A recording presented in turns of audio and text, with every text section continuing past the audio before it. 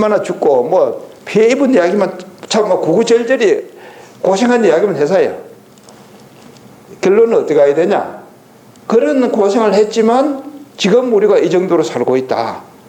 우리 할아버지가 그래 고생을 했지만 지금 우리 자손으로서 이 정도로 살고 있다. 이렇게 좀 당당한 생각을 가져야 되거든요.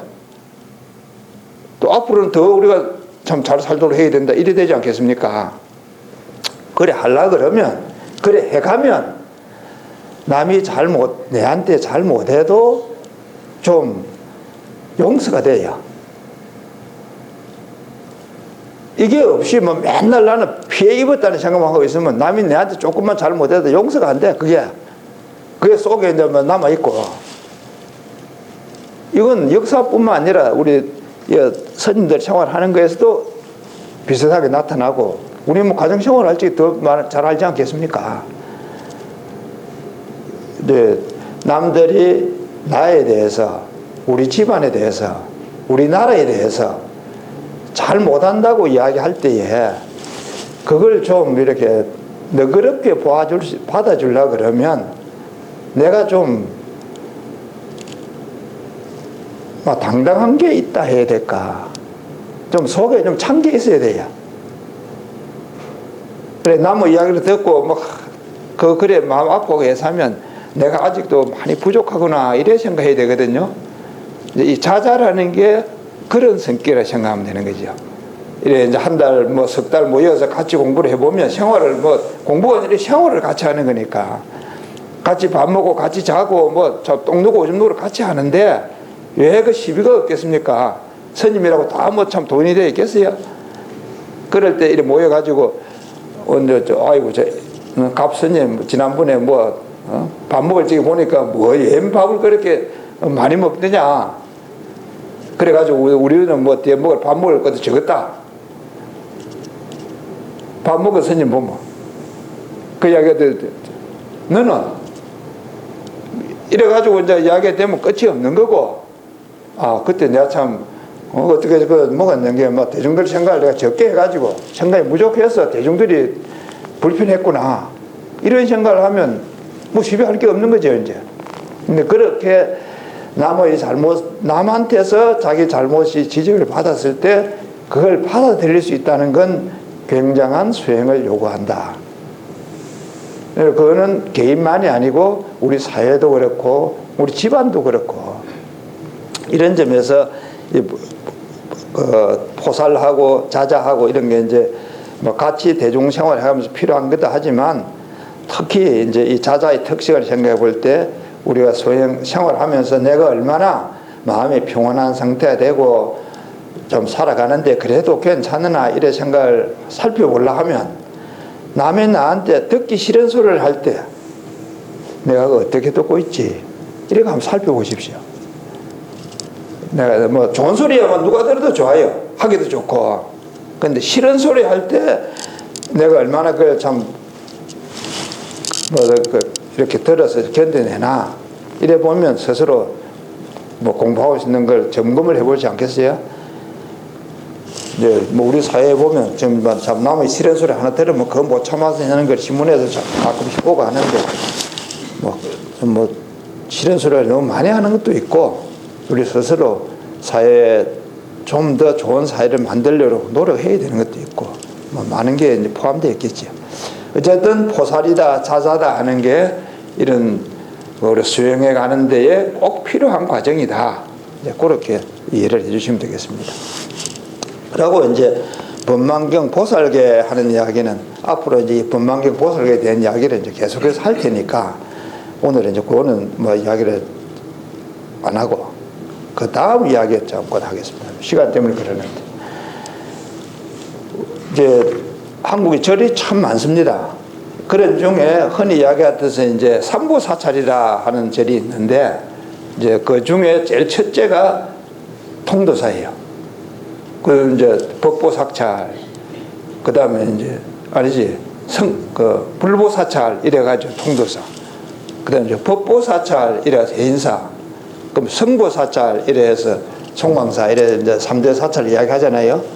근데 그 이제 통도사를 왜 불보사찰이냐 하느냐 이제 그 부분에 대한 이야기가 이 법망경하고 연관이 이제 큽니다. 그 가보신 분들은 다 아시겠고 또 뭐 사진에 이렇게 보면 다 보듯이 통도사는 법당 안에 들어가면 부처님을 모시지를 않았고 그 법당에서 볼 때에 부처님이 계셔야 될 자리 건너편에 거는 그 바뀝니다. 법당에서 볼 때에 바깥에 이제 사리탑이 있거든요. 근데 그 사리탑 속에는 부처님의 사리가 모셔져 있다. 그 밖에 사리가 모셔져 있는데 안에 또 부처님 모실 이유가 없죠, 이제.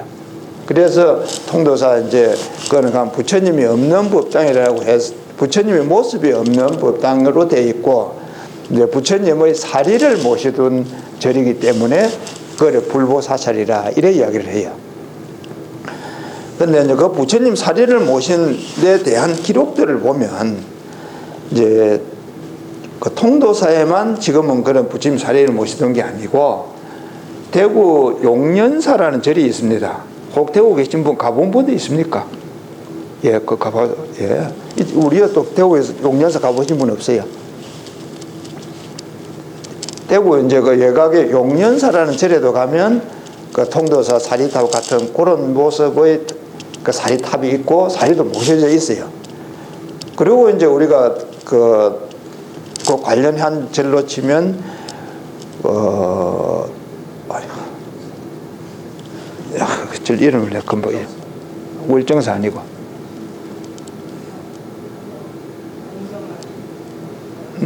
아니 이 사리가 관련해 가지고 메모리 온다니까 하면 잊어버렸네. 저 DMZ 안에 그 절 하나 있잖아요. 금봉사. 이제 금봉사는 그 동네 이름이 뭐죠? 금봉사. 동네 이름이 뭐죠, 그게? 고성금봉사. 이제 강원도에 가면 이제 고성이라는 그 휴전선 올라가는데 거기 가면 금봉사라는 절이 있는데 거기도 가면 사리가 모셔져 있습니다. 한 4년 전에 제가 가보니까 그것은 사리 친경 법회를 하고 있더라고요. 혹 우리 벌써 가봤는가 보다. 고개를 끄덕끄덕 하시는 분. 가봤어요? 그 아주 잘 모셔놨더만요. 그래 이제 고성금봉사에 거기도 이제 지금 사리를 모시고 친경 법회를 하고 있으니까 우리가 가면 그 사리를 볼 수 있습니다. 근데 이제 통도사는 이래 이제 금강 계단을 해놨으니까 그 사진들을 우리가 볼 수가 없고 옥포 용련사 이제 되고 있는 거기도 가서 그걸 볼 수가 없는데 그 고성 금봉사에는 이제 우리 사리를 볼 수가 있으니까 참 신기하죠. 또 이제 경이롭고. 근데 기록에 의하면 이제 신라시대에 자장 스님께서 중국에서 이 사리를 모셔왔다. 이 세 절에 지금 흩어져 있는 이 사리들을 중국에서 모셔왔다. 그럼 그 사리는 어디서 나왔냐? 문수보살한테 직접 받았다 그래 돼 있어요. 자장 스님이 중국에 유학을 가서 이제 그 종남산에서 문수보살을 어떻게 만나가지고 거기에서 직접 부처님 사리를 받아서 신라로 오면서 그걸 모시고 와가지고 이제 그 한 부분은 지금 보는 우리 이제 통도사에 모시고 또 한 부분은 당시에 황룡사 그 절이 있었는데 거기에 그 탑 안에 모시고 또 한 부분은 울산에 태화사라는 절이 있는데 거기 모셨다. 그래 지금은 이제 우리 치면 그 통도사 또 울산 경주 이렇게 곧 나누어져 있는 그 지역이 되겠죠. 그러나 이제 자장 스님께서 중국에 갔다 올 그 당시 신라의 중심지가 그런 정도라는 거예요. 그 세 곳에 나누어서 모셨는데 이제 세월이 흘러서 이제 나머지 두 절은 그만 이제 폐사가 되어 버렸고 통도사는 지금까지도 절에 이제 참 잘 절이 보존돼 가지고 오면서 그 이제 사리도 지금 이제 보관이 돼 있다. 그래가지고 잘 보관을 하고 좀 지냈는데 이제 그 나쁜 일본 놈들이 이제 조선에 온 거요. 임진왜란에 나서 이제 조선에 와서 보니까 그 전에 자기 나라에서 들을 때는 통도사에 가면 귀한 게 있다, 사리가 있다는 이야기를 잘 들었는데 이제 점령군으로 왔으니까 그 사리 한번 보자. 이래가지고 이제 그 온 일본군 대장이 통도사 사리를 보려고 있는 데를 그 탑을 이제 제쳤다는 거예요. 사리는 무슨 사리? 뱀이 한 마리 들고 앉아있더라는 거야. 그 제치니까. 그래, 군인이지만은 놀랄 거 아닙니까? 그래가지고 이제 이 사람이 자리를 없는데, 그때 그 주지스님이 정황을 알고, 그 있는 사리를 얼른 다른 데로 이제 옮겨 가져갔다는 거예요. 그래, 이제 나중에 와서 보니까 뭐 아무것도 없지. 그 아까 이제 군인이 왔을 때는 뱀이 있었는데 지금 와서 보니까 아무것도 없는 거예요. 사리도 없고 아무것도 없는 거예요. 적어도 이제 이 설명하기는 그러죠. 이 사리가 영험이 있어서 그때 그 군인 눈에 그래 보였다. 안 그랬으면 그 있으면 가져갔을 테니까 틀림없이. 영험이 있으니 그래 보였다. 한편에 이제 이 사리가 어디를 갔냐 그러면 고성금봉사를 갔다는 거예요. 그렇게 나와가지고 그때 고성금봉사는 그럼 왜 갔냐? 그 서산 스님이 거기 계셨다는 겁니다. 우리가 알듯이 이제 임진왜란 때 스님들이 어병을 일으키고 이런 이야기 하잖아요. 성군에 대해서. 그때 그 성군의 총대장이 서산 스님이고 또 이제 그 실질적으로 총사령관이 그 서산 스님 밑에 그 사명대사 실질적인 총사령관 아닙니까? 그래 이제 그 서산 스님이 거기 있었기 때문에 이 사리를 이제 이 스님이 갈 때는 그뿐이지 그러니까. 그래서 금봉살 사리가 갔고 또 이제 임진왜란이 다 끝나고 나서 이제 그러면 이 사리가 통도사로 돌아가야 되는데 근데 이 양반 금봉사 왔으니까 그 금봉사에도 좀 두고 또 이제 그럼 통도사로 돌아간다. 중간에 그 장수가 그 또 뭐 이야기 있어가지고 그 태화사에도 그 대구 거기도 이제 좀 가게 됐어요. 그건 지금 내가 기억 확실히 안 하고. 그러고 이제 세월이 많이 흘렀어요. 1980년대가 됐어요. 어느 날 이 사리가 대한민국 서울에 나타났어요. 어떻게 그래 되겠습니까? 도둑놈이 사리탑을 밀치고 그 사리를 훔쳐간 거예요. 그래 절에서는 뭐 어느 날 밤에 훔쳐갔으니까 이제 뭐 모르지. 뭐 사리 영험이 없어졌는지 어찌 됐는지 잘 모르겠는데 하여튼 도둑놈이 훔쳐갔어야지. 그래가지고 자기끼리 뭐 저 뒷방에서 도둑질 했는 거 사고 파고 해서다가 이제 고발이 된 거야. 그래 경찰에서 이제 조사를 해보니까 그럼 이제 사리가 나오지 않겠어요? 그래서 그 사리가 조계사에 이제 회수가 됐어요. 1985년인가? 80 몇 년까지는 안 가겠네. 70 몇, 60 몇 년인가? 그 조계사 사리 칭견할 때 본분 없어요. 60 몇 년인가 보네. 68년인가 그런 거야. 그때는 보살 아직 나이가 작아서 뭐 있는지도 모르겠더라. 제가 서울에 이제 참 유학을 오니까 조계사에서 사리 칭견 법회를 한다 하더라고요. 뭔지도 모르고 뭐 조계사에서 칭견 법회를 한다 그래서 가봤어요. 그래 67년이나 68년 그래 되겠네. 지금 생각하니까. 그래서 조계사에 참 난생 처음 사리를 본 적이 있는데 세월에 홀쭉 뛰어가지고 몇 년 전에 금봉사에 가보니까 참 그 살인지 그 사리 칭견을 한다고 있더라고요. 그래서 이제 또 참 사리를 새삼 칭견을 한 적이 있는데 이제 이 통도사 금강계단의 사리라는 이야기는 지금 이야기하듯이 이제 그런 자장 스님께서 중국에 가가지고 이제 참 이 사리를 모셔와서 우리 그 사리를 옮긴 거 하나만 치면 그 한국 불교사나 한국 역사 전체에 뭐 그 다 있다고 생각이 되겠죠, 이제. 근데 이 스님이 그럼 그런 사리를 가지고 저 금강계단을 왜 만들었을까가 문제인 거예요. 초점은. 한 가지는 이제 이 비구계를 수배해주고 포살해주는데 이 금강계단에서 한 거야. 그럼 그전에는 이 수기를 받을 때 이런 계단을 가지고 수기를 안 했어요. 못 했어요. 그 다음에 한 부분은 이 보살계를 포살하고 수기할 때 이 금강계단에서 한 거예요. 굉장히 중요하죠. 그러니까 이 금강계단이라는 게. 그 부처님 사리를 모셔와서 이제 계단을 만들어서 거기서 포사를 했으니까. 그래 얼마나 그 잘했으면 지금까지도 이래 통도사 금강계단이 지속이 되겠습니까? 굉장히 중요한 거예요. 이렇게 계단을 그려서 했다는 게. 자장스님에 대한 이제 이야기는 지금 이런 이야기는 뭐 사리 이야기 관련이고 더 많이 알려진 이야기는 자장스님이 직접 한 이야기라 그러면서 제가 있는데 이제 스님이 그 출가하기 전에 굉장히 영민하고 뭐 인품이나 모든 게 참 다른 사람들이 그 존경을 받아서 이제 출가하겠다고 산에 들어가서 돌을 닦고 있을 때에 그 당시에 국왕이 뭐 저분들 모셔다가 나라에 좀 정치를 좀 맡기자 이래서 모시고 오라 이래 했다는 거예요. 그래 이 자장스님이 그 이야기 했더니 아이고 내가 뭐 정치 안 가게랍니다.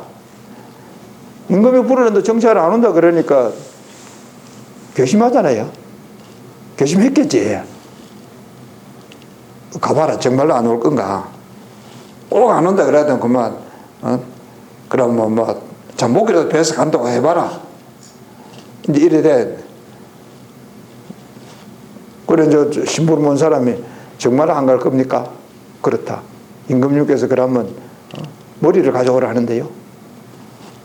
그러십시오. 내가 이어서 계를 지켜두면서 하루를 사는 게 계를 어기고 100년 사는 것보다 낫지. 안 갔다는 거요. 야, 우리 신문에 보면 뭐 참 정치할 사람 많이 있는데 저런 사람들은 비교가 안 되죠. 그죠? 근데 이제 지금 이야기들 그 통도사 금강계단에서 보살계도 수계하고 포살도 하고 비구계도 수계하고 포살도 하고 했다 하는데 그럼 자장스님은 어디서 그러면 계를 받았길래 거기서 그러면 이 계를 지켜서 100년을 하루를 살지 계 어기고 100년 안 산다 하냐.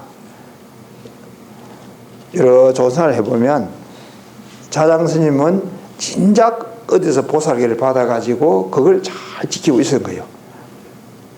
근데 이제 그 당시에는 비구가 달라 그러면 비구계를 받으려 그러면 나라에서 허락을 해야 비구계를 받을 수 있었어요. 그래 나라에서 아직 허락을 못 얻었으니까 비구계는 못 받고 이제 보살계를 지키면서 혼자 수행을 하고 있다가 이제 그런 난리를 한번 겪은 거지. 그러고 이제 세월이 많이 흘러서 이제 금강계단을 만들어서는 이제는 많은 이제 신도들이나 스님들에게 비구계 포살도 하고 보살계 포살도 하고 이렇게 이제 쭉 한 게 지금 우리가 보는 이제 금강계단입니다. 네, 스님은 이제 출가하기 전에 보살계를 먼저 받고 그리고 이제 거기에 따라서 참 생활을 잘 해가지고 이제 나중에 그래 큰 스님이 됐고 이제 신라 불교 뭐 전체적으로 치보면 이 자장 스님 이후에 불교가 전체적으로 딱 체계가 잡힙니다. 그 전에는 막 스님들이 많이 있었지만은 이 자장 스님이 있을 때만 체계가 잡히지는 못해요. 그런 점에서는 뭐 신라 불교의 체계가 잡혔다는 것은 한국 불교의 토대를 이루었다 이래 생각이 되는 거죠. 굉장히 큰 업적이 있는 부분이고 그래 해가는 데에 가장 중심이 된 게 뭐냐? 보살계, 법망경 보살계란 이게 중심입니다. 오늘날 우리가 다시 해본다면 우리 불교가 정말 많은 사람들에게 도움이 되고 대한민국 통일되는 데 도움이 되려고 그러면 어떻게 해야 되냐? 법망경 보살계를 잘 실천을 하면 대한민국 통일되는 데 적어도 일주일은 빨라진다. 제가 뭐 1년 빨라질지 그게 모르겠어요. 적어도 일주일은 빨라진다. 굉장히 중요한 거예요. 이 법망경 보살계라는 게. 통일되는데 일주일 빨라지는데 우리 안 하겠습니까? 돈 내는 거 아니에요. 뭐 3,000표절 안 해도 돼. 이거만 잘 지키면 돼요. 다음 시간에 와가지고 잘 들으십시오. 통일로 가는 길에 이게 꼭 필요한 거예요. 지금 우리 사회 보십시오. 흔히 이야기해서 진영 논리라 이래 이야기를 신문에 유심히 보면 뭐를 이야기하냐면 1960년, 70년, 80년대 중반까지 잘 먹고 잘 사는 사람은 산업화해서 잘 먹고 잘 살았다 이래 이야기를 하고 1980년도, 90년도, 2000년대에서 잘 먹고 잘 사는 사람은 민주화를 잘해서 잘 살았다. 잘 먹고 잘 살았다. 이래 이야기를 하거든요. 지금 우리는 너무 힘들어요, 사는 게. 그러니까 민주화 했다는 사람은 저 산업화한 저 사람 때문에 좀 힘들다 그러고 산업화한 사람은 민주화하는 사람 때문에 힘들다 그러고 싸움하고 있어. 우리는 지금 뭐를 해야 됩니까? 참 이만큼 살고 있는 데 대해서 우리가 더 잘 살고 더 좋도록 해야 되는 건데 그런 중에는 참 평화통일도 해야 되고 그래야 안 되겠어요? 지금 제일 우리한테 당면되어 있는 평화통일이지. 어떻게 가능하냐? 싸움을 안 해야 돼. 어떻게 안 하냐? 법망경 보살계에서 이야기하고 있는 걸 실천하려고 하면 안 할 수 있다. 지금 우리 싸움하는 이런 정도는 아직은 정말 역사에서 보면 좀 옛날 싸움한 것보다 덜하죠 뭐. 지금 차장 스님 이야기하고 이런 이야기를 많이 했었던 부분은 신라가 삼국을 통일했을 때 전쟁에서 통일했어요. 신라가 백제하고 전쟁에서 통일하고 신라가 고구려하고 전쟁에서 통일하고 신라가 중국하고 전쟁하고 전쟁을 통해서 이루어진 통일 아닙니까? 그러면 그 자손들이 뒤에 뭐라 하겠어요? 그 패배하고 백제 사람들이 뭐라 하겠습니까?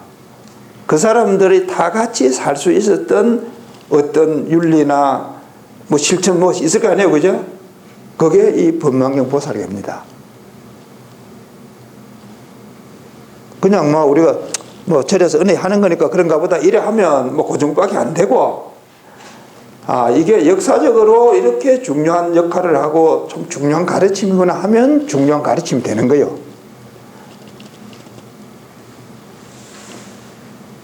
이제 그 통도사에 있는 금강계단이 우리나라 불교 기초가 되어 있는 그런 중요한 계단이 뿐만 아니라 거기서 이야기했던 이 법망경 보살계라는 게 결국 삼국 통일을 이루어 가지고 그 후에 사람들이 평화롭게 살 수 있는 가르침이 되고 또 세월이 많이 흘러서 좀 오늘날 우리도 또 이제 이걸 배워서 앞으로 남북 통일이 되었을 때 또 살아갈 수 있는 가르침이 되는 단지 참 이 책임이 있는 게 아니라 우리가 역사에서도 그대로 볼 수 있는 거다. 그런 점에서 오늘 이리 모여가지고 우리가 법망경 보살계를 한 번 더 살펴보자 하는 게 정말 중요하니까 다음에도 뭐 계속해서 와서 이걸 들으시고 또 실천도 하고 이래 하다 보면 우리가 참 어느 날 통일을 하게 되었을 때 이런 가르침을 정말 잘 실천할 수 있지 않겠나 여겨집니다. 그리고 이제 그 밑에 그 계를 이야기하라 그러면 한국 불교에서는 반드시 이야기하는 부분이 원광법사, 그 세속오계라는 이야기를 하게 되는데 오늘 뭐 시간 때문에 뭐 세속오계는 뭐 다음 기회에 언제 한번 해야 되겠습니다. 지금 이제 뭐 더 이거 하다 보면 뭐 시간만 안 가겠습니까? 하여튼 이런 보살계가 이미 신라에 전해지고 있었는데 이걸 가지고는 이 사회 사람들이 실천하기가 너무 힘든다. 그런 점에서 이 원광법사라는 그 당시에 이제 큰 스님이 일반인들이 지키기에 그래도 좀 용이한 계를 5개로 요약을 했어요. 그래가지고 이 보면 뭐 아시는 기억하시는가? 인간의 나라에는 충성하고 부모에는 효도하고 친구 간에는 신의를 지키고 그리고 싸움하러 가거든 도망가지 말고 그리고 살생을 해야 될 때는 근데 조심해서 살생을 하고 이렇게 이제 5가지를 이야기를 해서 이제 지켜라 하는 건 이제 세속오계거든요. 이거는 그 전제로서 지금 이야기하는 이런 10중 48 경계가 이미 알려지면서 이걸 이루어졌기 때문에 이제 배웠어야 되는 거는 10중 48 경계가 정말 중요하고 우리 생활을 해가는 데에 이게 꼭 실천돼야 되는 부분입니다. 네, 다음에 오셔가지고 그거에 대한 설명을 들으시기 바랍니다. 그 이야기 하는 게 지금 이제 법에 토사를 의식하고 있는 이 부분이니까 오셔가지고 이제 이걸 많이 읽히시고 우리가 하는 이 일이 나중에 통일로 가는 길이다. 그렇게 좀 확신을 가지시기 바랍니다. 마치겠습니다.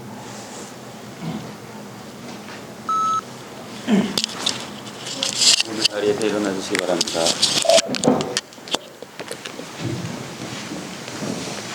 태양계 읽겠습니다.